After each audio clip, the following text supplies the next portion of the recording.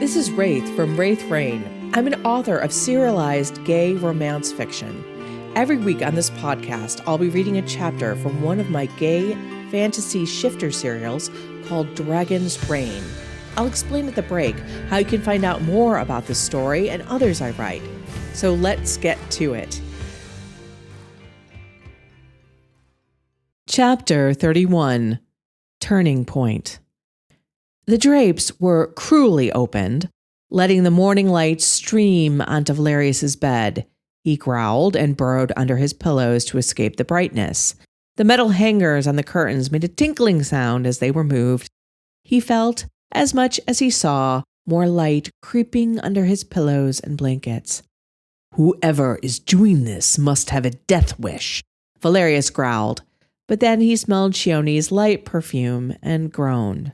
She would only be here, waking him up like this, for a very good reason. "I stalled him as long as I could." Shione's musical voice rang out. There was a clink as a tray with food and drink was set on the foot of his bed. He chanced lifting the pillow to get a sniff. Bacon, eggs, toast, juice, and strong coffee. His stomach growled now, even as he covered his face again. "Who is he?" Valerius asked. His heart gave a little betraying lurch as he hoped it might be Caden. "Why am I thinking of that kiss like it was the first one of my life?" Valerius wondered. Raziel had no answers as the black dragon spirit was deeply asleep, as Valerius should have been. But if Caden were here then... "Marban," Shione said. Valerius's heart fell into his feet and he tensed. Not Caden, he thought. Of course it's not him. He's likely still sleeping. Too few hours have separated the last time we saw one another for a young shifter to be awake. Valerius lifted his head up, the pillows falling to each side, as if his head was magma leaving a volcano and destroying the mountain at the same time. "Why the hell is Marban here? And why would you wake me for his insufferable presence, Shione? He's hardly a life or death matter." But then Valerius stopped. He suddenly knew exactly why Marban was there, and it was a life or death matter. It was for the families of those he had killed in the blow. He had forgotten after everything with Caden and Humans First. But now the memory was front and center. "Turn over and have some food. You will need your strength to deal with him.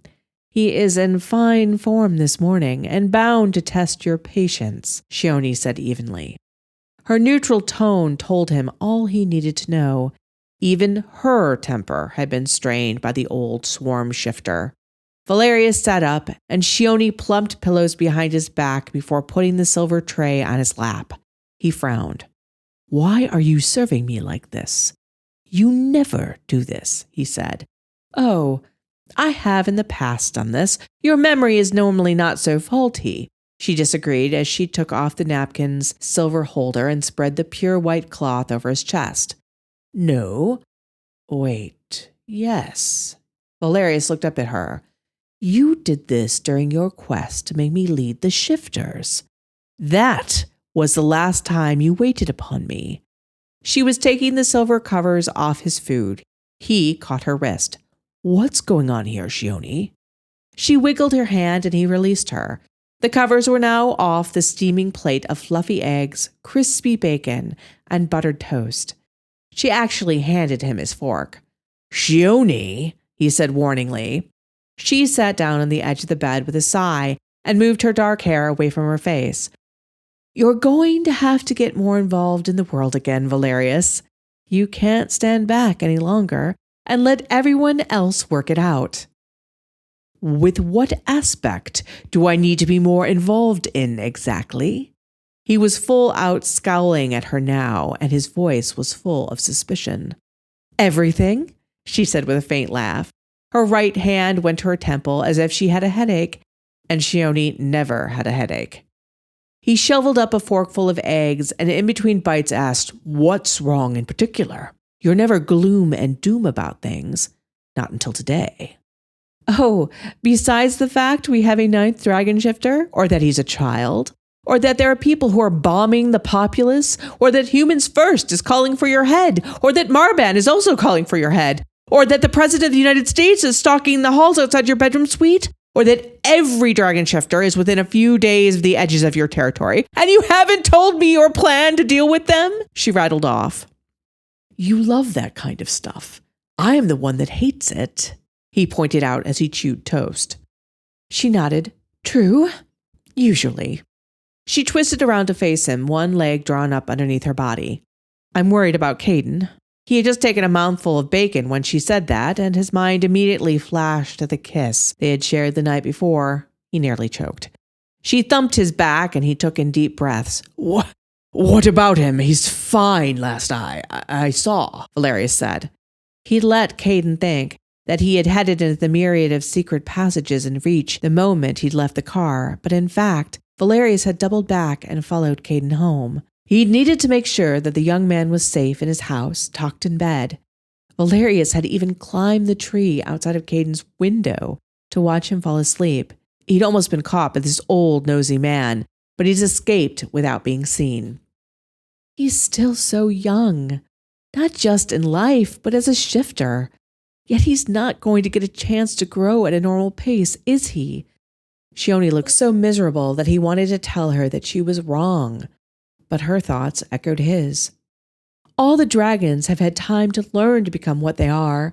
Most of them were leaders before they bonded with their spirits, but Caden is going to be fine.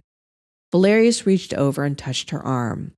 We will give him as much time to grow and learn as he needs. The surprise in her topaz eyes, not just because of his rare touch, but the kindness of his words, had him quickly releasing her and going back to his breakfast. She might see the kiss and its absurd effect on him. So, you took Caden flying last night? She asked. He felt her trying to zero in on the reason for his change in sentiments towards the white dragon shifter. He nodded, stuffing his mouth full of food so that he wouldn't say something or put a tone in simple words that would give him away. Give what away? He asked himself. But of course he knew. Raziel was still curled up asleep, but he didn't need the spirit's wry look to realize he knew the answer to that question. He wished he could be so blissfully asleep like his spirit was. Black smoke happily puffed out of the black dragon's nostrils. Raziel was exhausted after the night they'd had. No leisurely flying about, but racing, hiding, dive-bombing, jumping, leaping, all of it, everything. They'd had fun. So much fun. Fun like they'd never had before. And how did it go? Shioni prompted. He shrugged as he devoured a whole slice of bacon in one go. Fine. That was accurate if fine meant marvelous. Her topaz eyes narrowed. Valerius, my king, what are you keeping from me? So many, many things, Shioni, but only one thing that you'd really care about, Valerius thought. He looked up at her, all innocence. I am not sure what you mean, Shioni.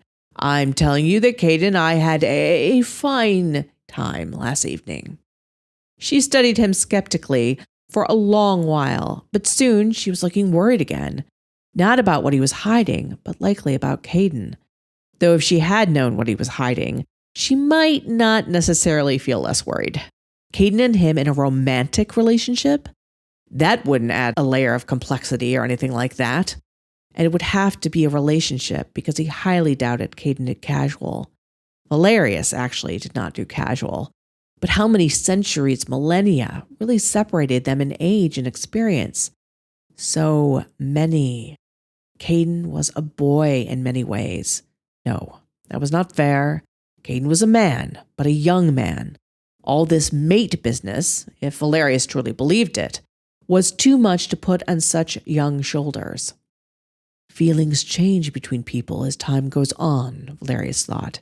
For Caden, his personality and experience will seem to be changing in hyperdrive with all that he will be learning. The first few centuries are all about change. It would be hard enough to keep Caden's identity safe if Marban didn't know it. But he does, and he wants something for it, Shioni finally said what was eating at her. And he'll keep asking for things in exchange for that silence, Valerius. Eventually, he'll go to the well once too often with us. But if we do not give him what he wants, then he'll go to another of the dragon shifters, perhaps even Alarian, and tell them about Caden." At that, Valerius let out a huff of dark laughter. "Ho! If he goes to Alarian, he will be a smeared bug on the green dragon's windshield. Alarian has little use for other shifters, none for humans, and even less for swarm shifters. And any promises the other dragon shifters make to Marban won't be honored once they know who Caden is. Despite your words to Caden, dragons are not an honorable lot, Shioni. They'll be crossing their fingers and toes as they promise him the world, and then when the time comes to pay up, then they'll crush him. Marban's best bet to get anything at all out of this is our desire to keep him silent, so we will take far less than what he asks for." "You've been thinking about this." Shioni blinked, clearly surprised. Valerius shook his head. "No, I've firmly not been thinking about Marban. Long-term strategy is not my strong point. Smashing things is. But I know the dragon shifters and I know Marban. These are not unpredictable people." "I suppose they aren't. It's just the titanic forces at play, with Caden right in the center of it all, that makes me uneasy," she admitted. "Yes, that's true. The stakes are personal." He ate the last of his breakfast and picked up the serving platter. "Very. The moment I saw Caden, I felt connected to him, and I do not do that normally." She crossed her arms over her chest. He looked at her speculatively. "He's gotten to you." "There's something about him," she admitted. "I don't even know what it is." "You would have been enthralled with him in Iolaire last night," Valerius said with a soft laugh. "Ha! Playful and exuberant, with everything new and exciting and fresh. No jadedness, only desire to interact with the world on open terms." It was her turn to look at him with surprise. "He's gotten to you too. Both of them have. So, you're going to let them stay?" "Yes. Handing them over to someone else would be a mistake for my rule, of course," he said briskly, as he stood up and put the tray on the desk. He grabbed a pair of pants off the back of the chair and pulled them on. Nudity around another shifter was completely normal, so he did not try to hide himself from her gaze, and she did not care about his bare ass anyways. "And that's why you're letting him stay? Because of the good of your rule?" she pressed. "One of the reasons," he said as he zipped his pants, studiously not looking at her. She'd see evidence of the kiss. He wouldn't be able to hide it from her at all. He felt like it was a brand across his lips as it was. "And not because he makes you less grumpy." The laughter in her voice had him forgetting the risk of her seeing the kiss and turning around to give her a narrow-eyed look. "Grumpy? I am not Grumpy Dragon," he told her firmly. "Oh, yes, you are. I bet Wally has some great version of Grumpy Dragon on his store shelves. Or if he doesn't, I'm going to give him that idea." She laughed fully then. "No, you will not. The plushies and the balloon dragon hats are more than enough. It is disrespectful as it is," he glared at her. She laughed harder. "So you didn't see the dragon hoodies, where the dragon's maw is the hood? They were so cute. I'm getting one delivered." He had not seen the hoodies. Now he was tempted to go through all of Wally's inventory and remove all signs of dragons. But he doubted either Caden, Wally, or Shioni would let him.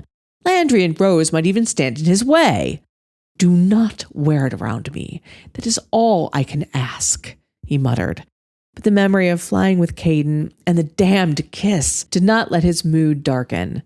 Not even the thought of Marban waiting for him did. Instead, his mind offered him the exciting fact that Caden must shift every day, and they would be flying and playing together that very night. Every single day he would be with Caden. Her head tilted to the side. "You seem different, in a better mood. Dare I say it, happy, King Valerius?" He grunted, which could have meant yes or no. The smile that wanted to creep across his face was harder to hide. He said almost lightly, "I'm sure my good mood won't survive Marban, so might as well get it over with. Is he in the throne room?" She shook her head, which had him staring at her hard. "Where is he then?" "He said if he had to meet with you in the throne room, that he would be accompanied by the victims' families. If he met with you in your private quarters, he would come alone," she answered. "I picked the latter, as putting the families through his dog and pony show would have been cruel. Giving him the feeling of importance by meeting with you privately was worth the exchange." He let out a breath between his teeth. The hypocrisy of that bastard, pretending to care about the families only so much as what it gets him. Yes, he is at least predictable in some things. She got up from the bed and helped him on with the wraparound black silk shirt he wore. "You really are hoping to keep me in an even temper, assisting me with dressing and everything?" "Ha!" He let out a bark of laughter that only held a slight, grim note. She smiled. "Sometimes I like to remember that you are king and why I serve you. This is one of those times." He paused in the process of pulling on his boots and gave her another speculative gaze. One of the rumored gifts of the Sphinx shifters was the ability to sometimes see the turning points of time, those moments that shifted the future onto one path or another. Was this one of those times? "Are you saying that this meeting is more critical than I know?" Valerius asked carefully. Her eyes reflected the peerless blue sky outside. "I am saying that today you will need to be the king. That is all." And with that inscrutable message, he sank his feet the rest of the way into his boots. He was dressed. I hope you are enjoying Dragon's Reign so far. As you know, I write a ton of serials like Dragon's Reign, and I love magic and demons. So I put a story together with both. In the Pact, unexpected things have been happening to Nate Whitney, but the most unexpected of all is meeting the handsome, eccentric, and rich Emery's Frost during a party that Nate is working at. Emery seems determined to enter Nate's life and show him things he's never experienced before, including the magical powers that Nate has inherited from a family he never knew. You can read the first 5 chapters of The Pact for free by clicking on the link in the description. They went downstairs to the first level of his chambers to meet the wily old swarm shifter. He found Marban wandering about the main area of his quarters, hands behind his back, mild expression on his elderly face as he looked at some of the ancient tapestries on the walls and the other objects of art scattered throughout the room from a life of traveling the world. Marban wore a dun-colored set of robes to make him seem priestly and serious rather than the murderer and con artist he was. The very fact that he calls those who worked for him granddaughter and grandson was to enforce the idea that he was a beneficent old man, everyone's grandfather, but he was only that if everyone's grandfather was an evil old bastard. Simi was standing guard by the table. His dark gaze never left Marban. When he had become one with his snake spirit, people expected Simi to join one of the vast underground gangs that Marban controlled, but Simi hadn't. He'd come to be a part of the Claw, and now he was Valerius's personal favorite. Valerius knew that Simi hated Marban with the passion of 1,000 suns. His staff had already set out a pitcher of water and some fruit at the long table. Valerius wondered if he shouldn't just keep them standing so that this meeting was short. Marban did not deserve such niceties. "Marban, how interesting to see you," Valerius said as he leaned against the back of a couch with his arms crossed loosely over his chest. Shioni stood to his side, looking demure, like she was just there to take notes or fetch something, and not like the counselor that she was. She did this so that she became one with the furniture in the eyes of his guests. They would forget her. They would underestimate her, and that was exactly how she liked it. Marban took his sweet time turning around to face Valerius. It was made to seem like he was saying, "Oh, I didn't notice you. How did you get in here?"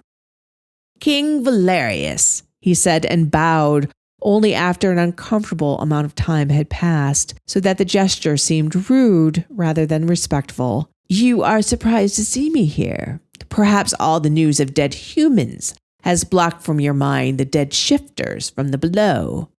The mocking tone and attitude already had Valerius gritting his teeth. The fact that part of him had forgotten those who had died in that ill-fated fight with Caden and Iolaire made the mockery worse. I have not forgotten. Shioni, we have reached out to all the families, have we not? Valerius asked. Yes, and private meetings with each of them have been extended, she said. You've extended your hand, but they haven't extended theirs back. They've authorized me to represent them. Marban's head lowered, and he put a hand on his chest, as if so touched by the family's faith in him that required the clenched hand and bowed head. Perhaps it was because they know if you don't get something for their losses, that you will make their lives even more miserable than they already are, Valerius remarked dryly. Any family that failed to give obeisance to Marban in the below soon was in the direst of straits. I am here for no base coin. Marban's head jerked up as if his pride smote him a mighty blow. I am here for justice. Do not waste either of our times, Marban, by pretending to be virtuous or a defender of the poor and downtrodden. You are here solely for yourself. That is your nature, and we both know it.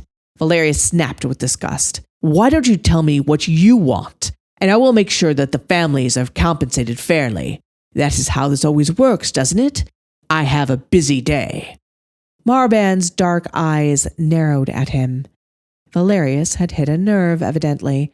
Even now, Valerius would not treat Marban with the respect Marban thought he was entitled. For an intelligent man like Marban, it undoubtedly did sting to not be respected, to have what he was overshine who he could be.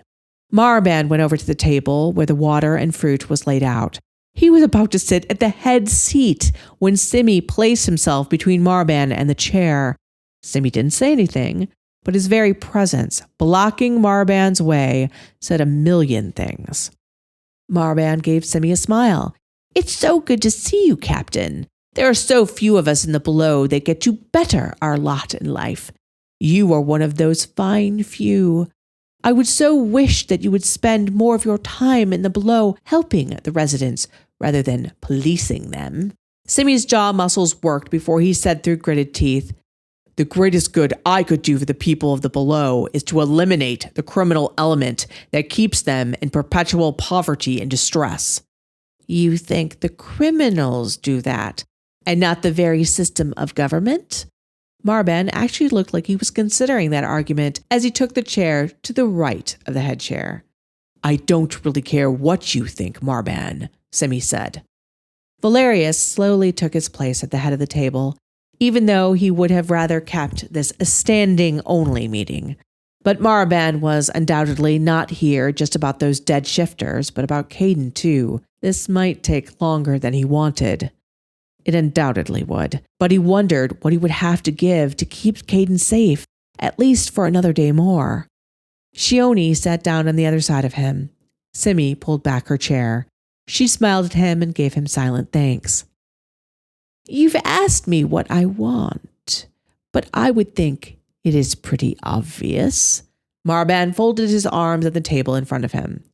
Which is? Valerius was not going to guess. Marban thumped 2 fingers against the table's dark surface. A place here. A place at my dining table? Valerius's eyebrows arched. Don't play the idiot. Marban's voice was sharp. Simi opened his mouth to take Marban to task for his insulting words, but Valerius put up a hand to silence him. You want a place at the table of power, yes? Valerius asked, but it was really a statement, as he knew what Marban had always wanted. Marban smiled genially, his temper seemingly restored. Yes, I do. I think I have earned it far more than others who have your ear. Who else has my ear? Valerius asked. The heads of the other clans. I know that you know, Valerius said simply. Marban blinked in confusion. But I listen to no one's counsel except for Shioni's. People come to me just as you have come, with your suggestions and desires and problems, but no one makes the decisions but me, he answered. Marban's confusion grew, and Valerius realized that Marban really didn't know the truth of it. Shioni was constantly reminding him that he should take others into his confidence, that he should have some kind of formal shifters advisory council, but he had ignored her. Do you have a council, Marban? Valerius asked. Of course, the old swarm shifter said. I make the final decision, but the head of the clans of the below have a seat on it.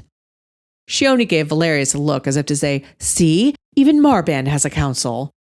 And then Valerius saw a way to deal with everything that was happening. The dragon shifters coming, the unrest in the below, and Caden. This might keep Caden safe, and that mattered. Marban, you are smart, cunning, and ruthless, Valerius said almost kindly, which had Shioni staring and Marban blinking again. I suppose in certain lights oh no, you are all of those things. And I think I should take advantage of that. Valerius crossed one leg over the other as he turned towards Marban. You take advantage of me? Marban tittered. Simi looked stricken, but again Valerius raised a hand. Not that Simi was going to object, he wouldn't. That was not his place. But Valerius wanted him to know that his concerns were understood. His hatred of this man was understood. You want respectability, Marban. You want it so badly that I bet you can practically taste it in the air, Valerius said. Marban's smile went a little rigid. And I am the only way you can get that, Valerius continued. Marban rolled his lips as if to speak, but Valerius did not let him do so. I am going to start a council, Marban, and you are going to be on it, a council of shifters, the most powerful shifters of each of our kind, not just from my territory, though most are here, but from the world, Valerius explained. You are going to be on the ground floor of this. You are going to assist Shioni in setting it up. You will be responsible for reaching out with her to get the more recalcitrant parties to pick someone to be a part of it. Marban seemed not to be breathing. His eyes were fixed on Valerius's face. He was waiting for the catch, but he clearly knew that this was the ultimate power for which he sought. It was a way out of the below. Shioni looked stunned as well, but her surprise soon turned to pleasure. This was what she'd wanted him to do for ages, to be a part of the world, yet not take everything upon his shoulders. What is the price of being a part of this council? Marban asked. You already know, Valerius said. I'll handle the families from the below, of course. It will be clear that this was a terrible accident and that you should not be blamed, Marban began after a moment's hesitation. There will be compensation for them, but more importantly to all of the below, Valerius said. It will be divided up properly. Marban spread his hands. Of course, it's for the good of the people, not just those who are strong. You will ensure that happens, Marban. You will be held responsible for it, because that is the rub about respectability. You actually have to act respectfully to get it, Valerius said. Marban only nodded. And there is one more matter, Valerius said. The most important matter. Ah, young Caden. Yes, Marban said with an almost genuine smile. He and my Rose are becoming quite the fast friends. Did you know that she is going to dinner at his home this evening? She was fussing over what to wear and what to bring. She's never been asked to dinner before. She is a nice person. I'm sure she'll be asked again, Valerius said softly. Oh, yes, for certain, Marban nodded. But I assume you are talking about Caden's identity as the White Dragon. So long as I am on this council of yours and not in some name-only position, his secret is safe with me. Valerius smiled at him, not a nice smile, and even Marban looked a little afraid. That's good, Marban. For if anyone learns of who he is through you or yours, I will break you. Silence fell. I will destroy you and everything you have. I will make it so that you are not even a memory. A single drop of sweat coursed down Marban's temple. I am your and Caden's friend, King Valerius. I won't let anyone find out about the boy. I swear it. Valerius smiled again. Good. It seems we understand each other. I hope you enjoyed this week's chapter. Just a reminder that if you join Wraith Reign as a member, the membership is 15 to 20 episodes ahead of the free podcast. If you'd like to join and listen to all those extra podcasts, not to mention getting access to the other stories and manga on Wraith Reign, a link is down below.